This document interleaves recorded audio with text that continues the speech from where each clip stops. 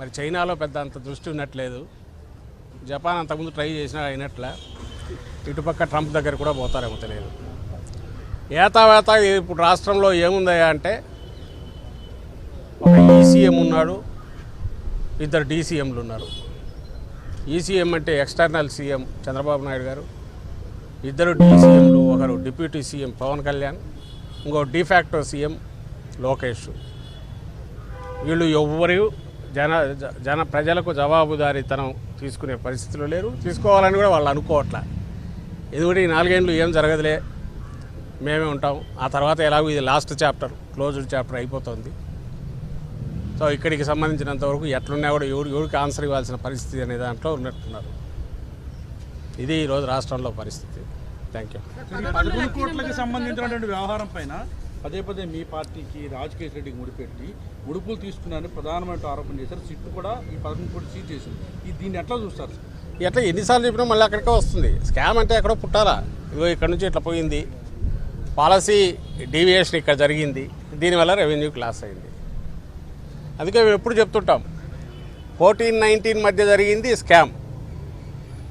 సంవత్సరానికి 1300 కోట్ల ఆదాయం వచ్చే ప్రివిలేజ్ ఫీజును క్యాబినెట్లో కూడా చర్చించకుండా, ఫైనాన్స్ డిపార్ట్మెంట్ కంకరెన్స్ తీసుకోకుండా జీవో ఇచ్చేసి క్యాన్సిల్ చేశారు. సీఎం విత్ సీఎం నాలెడ్జ్, ఒక దాంట్లో అయితే సీఎం సంతకం కూడా ఉంది. అది స్కామ్ అంటాము. స్కామ్కు అవకాశం ఉందని ఇన్వెస్టిగేట్ చేయాలి. ఎందుకంటే 1300 కోట్లు ఆదాయం వచ్చేది, లాస్ వచ్చింది రెవెన్యూకు. ఇది కాక కిందికి బెల్ట్ షాపుల వల్ల వరకు ఎక్సెస్ రేట్తోనో, మార్కెట్ ఎంఆర్పి కంటే ఎక్కువ రేట్తోనో చేసినవి ఆ గతం. ఇప్పుడైతే ఇంకా అడ్డగోలుగా మీరే చూసినారు, మార్జిన్ సరిపోదని నోటిఫికేషన్లో లేని తర్వాత పెంచారు. ఇంకా అలాగే బెల్ట్ షాపులు ఎట్లున్నాయో మీకు తెలుసు, ఎక్కడెక్కడ ఉన్నాయనేది. పర్మిట్ రూమ్లు ఎట్లున్నాయో మీకు తెలుసు. ఎంఆర్పికి ఎక్కడ దొరుకుతుందో లేదనేది షాపుకు పోయిన వాళ్ళకి తెలుస్తుంది, బార్లకు పోయిన వాళ్ళకి తెలుస్తుంది, లేదా పర్మిట్ రూమ్లోకి పోయిన వాళ్ళకి తెలుస్తుంది. బెల్ట్ షాప్లో తీసుకునే వాళ్ళకు, మీకు ఎవరో తీసుకునే వాళ్ళకే, వినియోగదారులకే తెలుస్తుంది. ప్రత్యేకంగా చెప్పాల్సిన అవసరం లేదు. పోనీ రెవెన్యూ ఏమైనా పెరిగిందా నీ పాలసీ వల్ల? జగన్మోహన్ రెడ్డి గారి హయాంలోనే రెవెన్యూ ఎక్కువ ఉంది, ఇప్పుడు అంతా చేస్తే 10%. నువ్వు ఇంత చేసి నువ్వేమంటున్నావు? అప్పుడు రెవెన్యూ లాస్ అంటున్నావు.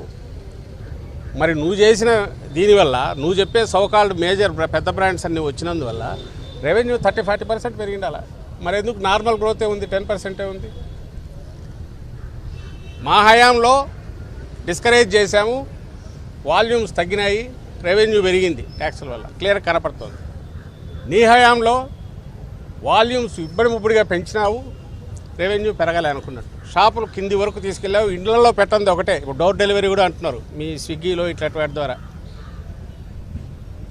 ఊర్లలో అయితే డోర్ డెలివరీ చేస్తున్నారు అంటున్నారు. బలవంతంగా తాపించమని టార్గెట్స్ పెడుతున్నారు. మరి ఎందుకు పెరగలే? ఇవన్నీ ప్రజలు ఆలోచించాలి క్వశ్చన్స్.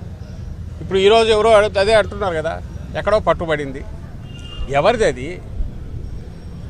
అతనికి సంబంధించి అతని బిజినెస్ ఉన్నాయి, అతని దగ్గర నుంచి ఏమైనా స్టేట్మెంట్ వచ్చిందా? వచ్చింటే ఏమైంది?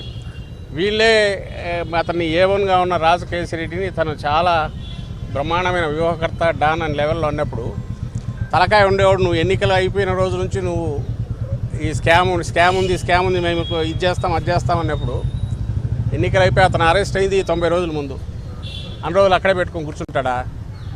11 కోట్లు ఇది చేయడం అది పెద్ద కష్టమా? అది ఉండేటువంటి 3 నెలల ముందు వాళ్ళ ఇళ్లలోనే రైడ్స్ జరిగాయి. ఆ రోజు ఎందుకు దొరకలే? ఈరోజే సడన్గా ఎట్లా దొరికింది? ఇవన్నీ క్వశ్చన్లు వస్తాయి. అంటే ఆ రోజు పేపర్ చదివేవాడికి అంతకంటే లోతుగా ఆలోచించాడు. అమ్మాయి 11 కోట్లు దొరికింది, ఓహో ఇక్కడ ఏదో ఉందని అనుకోవాలి. ఇంకోడు ఎన్నికల సమయంలో దొరికిందని ఆ రోజే అతను క్లెయిమ్ చేశాడు. ఆ రోజే ఓ పెద్ద మనిషి ఎవరో ఇది నాదన్నాడు. కొన్ని ఈ రోజు కాదు, ఇప్పుడంటే స్కామ్ అంటున్నారు, లింక్ చెవిరెడ్డి భాస్కర్కి లింక్ చేస్తున్నారు. ఆ రోజు తెలియదు. మరి ఆ రోజు నుంచే అతను అప్పుడే కోర్టులో వేశాడు. ఈరోజు నువ్వు ఉన్నట్టుని తెచ్చి రెండింటిని కలిపి ఇది ఎలక్షన్లు అంటున్నావు. మిథున్ రెడ్డికి సంబంధించినంతవరకు నా దగ్గర లేవు, చూశాను. కానీ అతను కావాలంటే రిలీజ్ చేస్తాడు. మా ఎంపీ లోక్సభలో మా పార్టీ నాయకుడు మిథున్ రెడ్డి వాళ్ళ కంపెనీకి సంబంధించి ఒక పర్టికులర్ కంపెనీ నుంచి వర్క్ కోసం అడ్వాన్స్ వచ్చింది, వర్క్ అలొకేషన్ కాలా, ఇవ్వలేకపోయారు సబ్ కాంట్రాక్టు, మళ్ళీ వెనక్కి వెళ్ళింది. ఎప్పుడు ఇది 1920-21 ఎప్పుడో ఆ మధ్య, అప్పుడు కోవిడ్ టైం అనుకుంటా. కోవిడ్ టైంలో మరి ఆ రోజు మిథున్ రెడ్డి కలగా నింటాడా? అప్పుడే ట్రాన్సాక్షన్, ఓహో ఫ్యూచర్లో చంద్రబాబు నాయుడు వస్తాడు, లిక్కర్ స్కామ్ అని కేసు పెడతాడు, నేను ఇరుక్కుంటానని వెనక్కు పంపింటాడా? నార్మల్ బిజినెస్ ట్రాన్సాక్షన్ అది. అది లోకేష్ కంపెనీల నుంచి ఇంకో దానికి కనపడతాయి, వాళ్ళ దానికి చుట్టూ చూస్తే వాళ్ళ బసవతారకం ట్రస్ట్ నుంచి కనపడతాయి, ఎన్టీఆర్ ట్రస్ట్ నుంచి కనపడతాయి, హెరిటేజ్ వీటి నుంచి కనపడతాయి, వాళ్ళ దగ్గర ఉండే కాంట్రాక్టర్ల దగ్గర కనపడతాయి. ఇంకా ఎవడైనా సరే బిజినెస్ ట్రాన్సాక్షన్ నువ్వు దానికి సంబంధించి అడగాలనుకుంటే బిజినెస్ సంబంధించి వాడు ఈడీఓడో ఇంకోడో ఇన్కమ్ ట్యాక్స్లో అడగాలి. అక్కడ వాళ్ళ రికార్డ్స్లో కూడా అది రిఫ్లెక్ట్ అవుతుందని వాళ్ళు అంటున్నారు. మరి అవి దొరుకుతాయి మీకు. నా రిక్వెస్ట్ ఏంటంటే ప్రజలు ఇవన్నీ గమనించాలనే ధైర్యంతో పదం లేవగానే ఇంత తాటికాయ అంత అక్షరాలతో కొడితే, లేదా వాళ్ళకు రోజంతా వాడు సొల్లు వాగుతా ఆ ఛానళ్ళలో కూర్చొని మాట్లాడేవాళ్ళు ఏదో మాట్లాడుతుంటే అవే నమ్ముతారు జనము, అంత తీరికుండదు కదా అని వాళ్ళు కొడుతున్నారు. మిగిలిన మీడియా అన్నా ఇవన్నీ తీసి రాయండి, let people decide. People already decide అయింది. జగన్మోహన్ రెడ్డి గారికి వస్తున్న రెస్పాన్స్ చూస్తేనే తెలుస్తుంది. వీళ్ళు ఎంత తొక్కితే అంత జనం ఎంత గుంతలు తవ్వుతున్నారు. ఎక్కడైనా విచిత్రంగా కాకపోతే గోతులతో కూడా ఏందా రోడ్ల నుండి తవ్వేస్తున్నారు. గోడలు కట్టినా కడతారేమో నెక్స్ట్ టైం ఆయన ఎక్కడికైనా వెళ్తే. గోడలు కట్టేసి ఇంకెవరు రాకుండా చూస్తారేమో. కంచెలు వేయడము, ముళ్ళ కంచెలు, ఎక్కడో శత్రు సైన్యం వచ్చి మీద పడతా కోటను కదా చుట్టూ కందకాలు తవ్వి ఫిరంగులు పెట్టుకొని కూర్చున్నట్టు. ఆయనకు ప్రొటెక్షన్ ఇవ్వండి స్వామి అంటే జనానికి దడి కట్టి జనం రాకుండా చూస్తున్నారు. మరి ఎందుకు ఎగబడి వస్తున్నారు? ఈరోజు ఆ జ్యోతిలో చూశాను, జనం కరువు, ఇది ఆర్భాటం, ఎక్కువ జనం నీళ్ళని. చూసేవాళ్ళు ఎట్లా అవుతారని కూడా వాళ్ళకి పట్టినట్ల రాసుకోవచ్చు, కానీ జనం అయితే ఇది అబ్జర్వ్ చేస్తున్నారుగా. పోనీ ఆయన ఎక్కడికి వెళ్తున్నాడు? మొబిలైజేషన్ ఎవరు చేస్తున్నారు? మొబిలైజేషన్ చేయగలరా అన్ని వేల మందిని? అది నువ్వు వేలల్లో నోటీసులు ఇస్తుంటే ఏ పార్టీ అయినా మొబిలైజేషన్ చేసే ప్రయత్నం చేయగలదా? నువ్వు బస్సులు ఆపేస్తేవి, వెహికల్స్ రానికి పోతేవి, ట్యాక్సీలు ఎవరిని బుక్ చేసుకోనికి పోతేవి, అందరికీ నోటీసులు ఇస్తేవి. నిన్న నెల్లూరులో నాకు తెలిసి 5,000 10,000 నోటీసులు. ప్రతి చిన్న ఊర్లో కూడా సిఐ పేరుతో అందరికీ మెసేజ్లు, వైఎస్ఆర్సీపీగా అసోసియేట్ ఉన్న వాళ్ళందరికీ మెసేజ్లు, బయటకు వస్తే మీ మీద కేసులు పెడతామని. మరి ఎట్లొచ్చారు వాళ్ళందరూ? కొన్ని ఎన్నికల సమయం మేమేదో డబ్బులు ఇచ్చి ఉన్నో తెచ్చుకోవడానికి? ఇవన్నీ లాజికల్గా ఆలోచించాల్సిన క్వశ్చన్స్.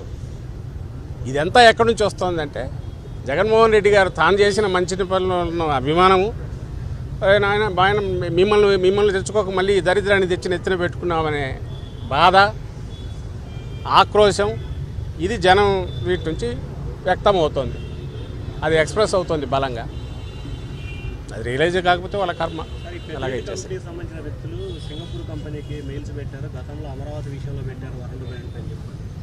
ఏమన్నా అర్థం ఉందా దానికి? మీరే ఆలోచించండి. ఏ మెయిల్ తీసి ఇవ్వాలిగా, ఇదిగో ఈ మెయిల్ అని చూపాలిగా. మన ఎవడో ఉదయశంకర్ పెట్టాడు ఏపీఎండీసీ దగ్గర, ఇంకోటి ఏదో తీశారు.